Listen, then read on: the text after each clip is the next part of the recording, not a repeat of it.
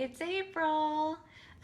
Welcome to the very first of hopefully many Facebook Live events for altos. This is a live training and you're in the right place if you want to learn more about how to be confident in choir, if you sometimes feel lost, if you feel like you would like a little extra help in learning how to read the roadmap of a piece of music, learning how to do specific rhythms, even finding out which notes are which when you're singing along with your part. So I'm excited to have you here. I see there's one eyeball too. Oh, yay! Anyway, so put a little comment in if you're watching or as you're watching. Hi, Lillian. And let me know that you're here and we'll get started. I discovered yesterday when I was doing my prep for this that when I turn the camera around, like normally I was going to be holding up little sheets and going to be able to talk to you face to face. But for whatever reason, the camera makes it like a mirror image, so everything was coming across really bizarrely. So I think I fixed it, but it's going to be a little different than the format I was hoping for. Hi, Jill. Yay. Oh, my goodness. Thank you so much for being here. Anyway, I'm so excited. This is wonderful. And I think my sister is going to be on too. I was so super nervous and talking to her last night, and she said she would cheer me on from her office. So she's taking her lunch a little bit late so she can be with us. Yay. Okay. So I wanted to tell you a little teaser. If you stay tuned till the end, I'm going to be giving out a coupon code worth $10. And if you're like me, you love a good coupon. So if you stay until the end, you get a coupon code. And you can tell I'm reading some notes because I was nervous. Hi, Pam. Hi, Kim. All right, so my name is April. And I am passionate about singing. I'm passionate about making music. And I really, really love to help other singers, especially, gain confidence, get the knowledge that they need so that they can participate more fully in their choir. And that's what this group is all about. That's what these courses are all about, is just helping us to get better together. I have been singing since before I could talk. And I've shared that many times, but one thing I have not shared is that I was not singing well. I was singing a lot, but I was not singing well. And it took me a lot of trial and error to get to the place where I am now. I'm a professional singer. I've sung with the United States Navy, and I've traveled around the world singing. It's a wonderful thing, but it did not happen overnight. And there were many embarrassing moments along the way, as some of you can attest. My sister's on, as I mentioned, and she could tell you about some of those.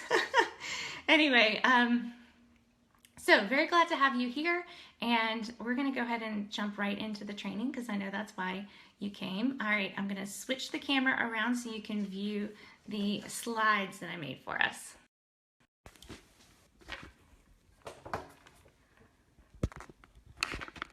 All right, super fancy. I know you're very impressed, right? Oh dear. Angle this down. There we go. Okay, so the first thing we're going over is the note names in the treble clef. And if you're super, super new, I want to go ahead and let you know that the musical alphabet is A through G. So the only letters you have to remember are A, B, C, D, E, F, and G. That's it. So that makes it super easy. Now you just have to figure out how to remember which ones are which.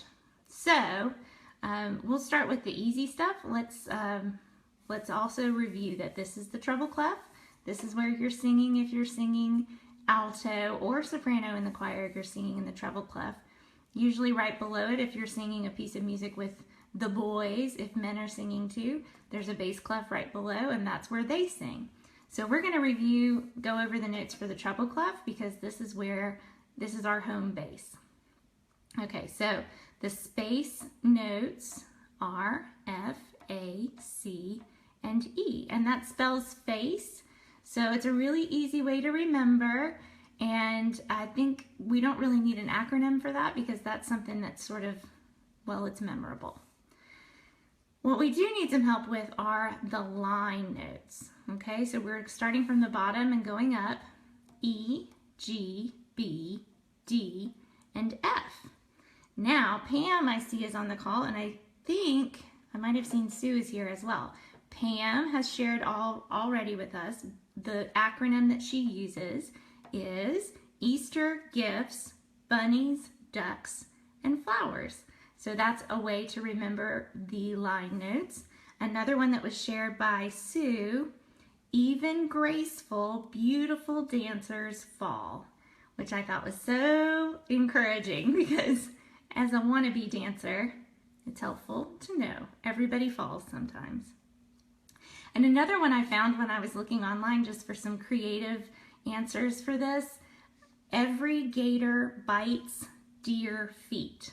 And I thought that was especially appropriate for those of us in South Louisiana. We do actually see gators quite frequently, so that might be a fun way to remember as well. Now, you'll notice, hi Lillian, every good boy deserves fun. Ooh, nice. I like that. I've always heard that every good boy does fine, and that never really resonated, but I like that. Every good boy deserves fun. All right, so I put in these extra little notes here because in the past training videos, I've covered these, but I realized, you know, altos, we don't always start singing right here on this line. There's a lot of lower notes that we sing as well. So here we have right below the bottom line, this note is D, and then this note is C. And if you're playing the piano, this is middle C. This is what middle C looks like. And then right below is B, and then the very lowest note we're learning today is A. So I'm going to go ahead and play them so you can hear where we are on the piano and where we are in our singing. So here we are at A. This is A, B, C, D. Now here we are on the staff. E, F, G, A, B, C, D, E, and F. So those are the ways to remember treble clef notes and what they sound like when we're playing them on the piano. All right, so I'm going to now switch gears because we talked the other, okay, I'm a little tongue-tied, I apologize. One of the other things we're learning is rhythm. Okay, I'm gonna switch and show you my sheet that I just made for the basic rhythm that we need to know. So here is what a whole note looks like: half note, quarter note, eighth note, and 16th note. Now, eighth note all by itself has a little flag. If we have two eighth notes together, there's a bar. Same for the 16th note. Two flags if it's all by itself, two bars if it's hooked up with a friend.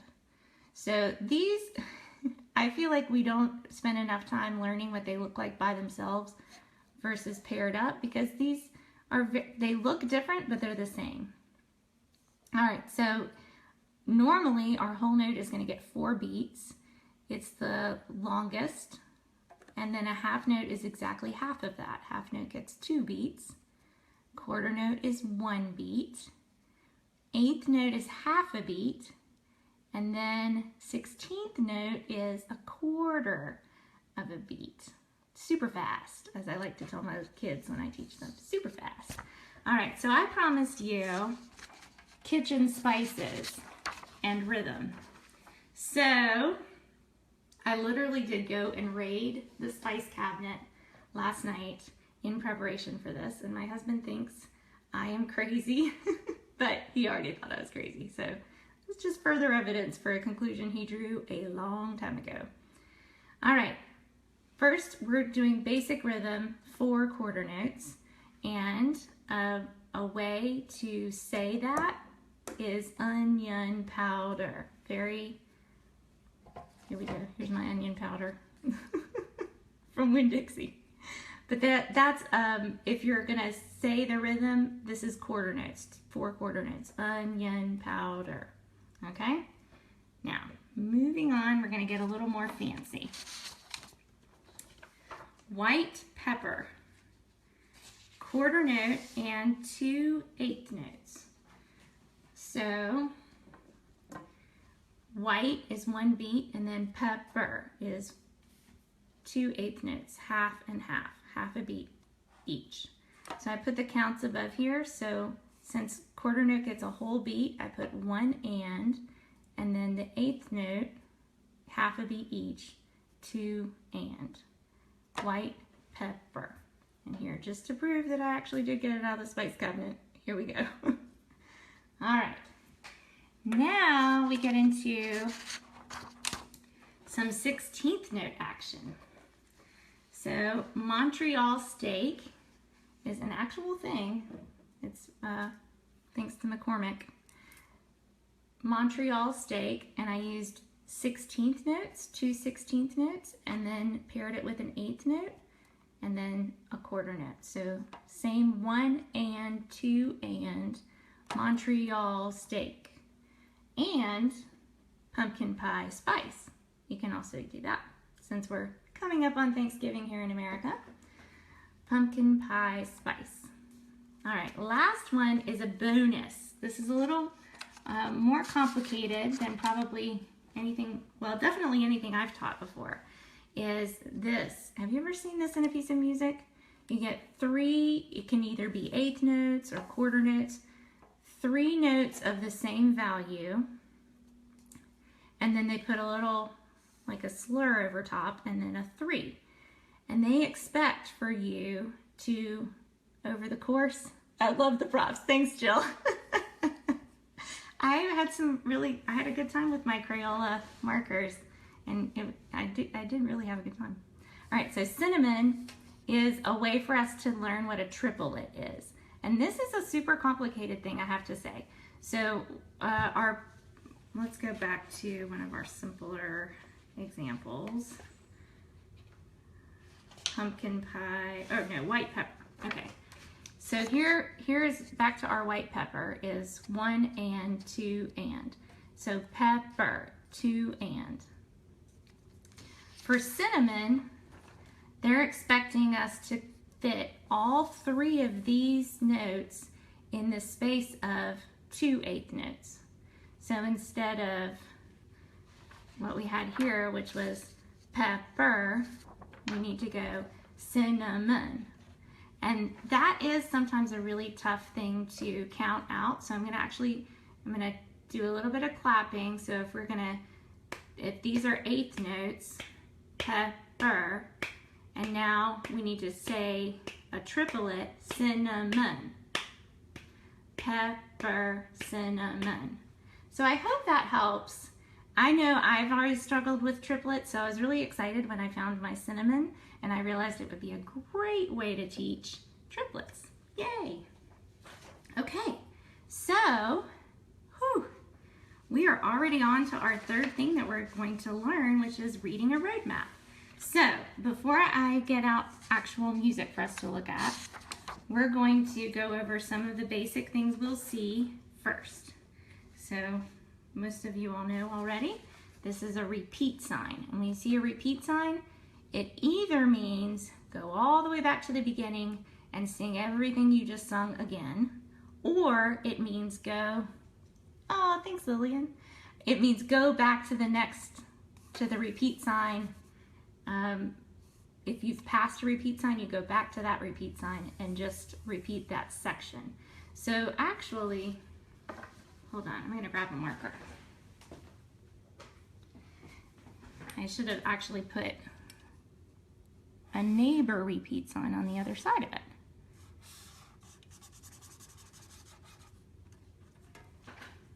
So you can have a repeat sign, only one of them, like this, or it can have a neighbor one that you go back to and repeat. And sometimes the music will tell you up top, it'll say repeat 2 times or 3 times. Or sometimes it says repeat as necessary, or, you know, if you're in a church service and you need to have a piece of music last all during communion. You sometimes will pick a piece like that and then just repeat until the cows come home. Hey, Jessie.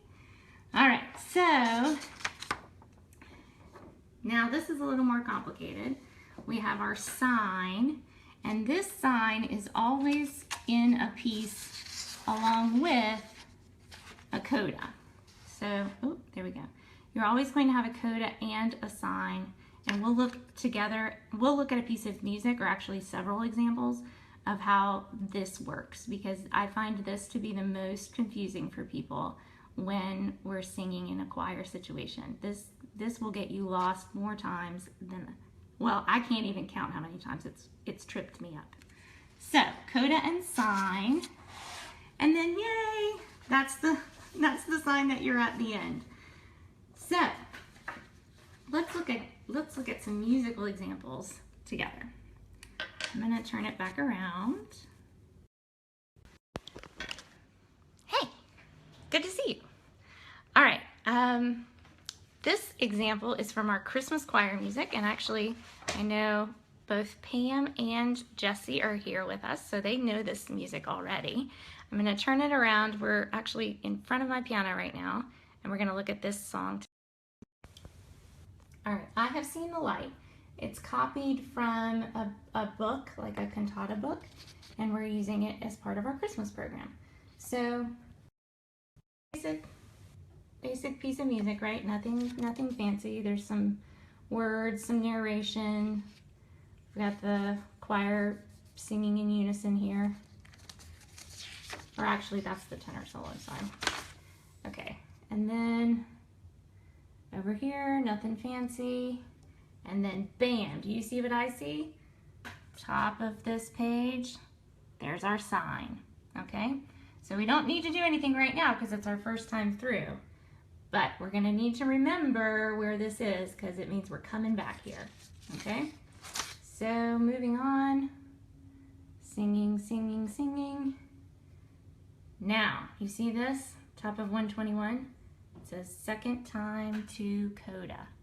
And that means when we go back to the sign and we're coming back through, we're gonna transition to the coda right here. But for now, again, it's just our first time through, so we keep singing. So now, finished with this page. Now there's a soprano solo, then the duet comes in, here's the choir singing, da-da-da-da-da.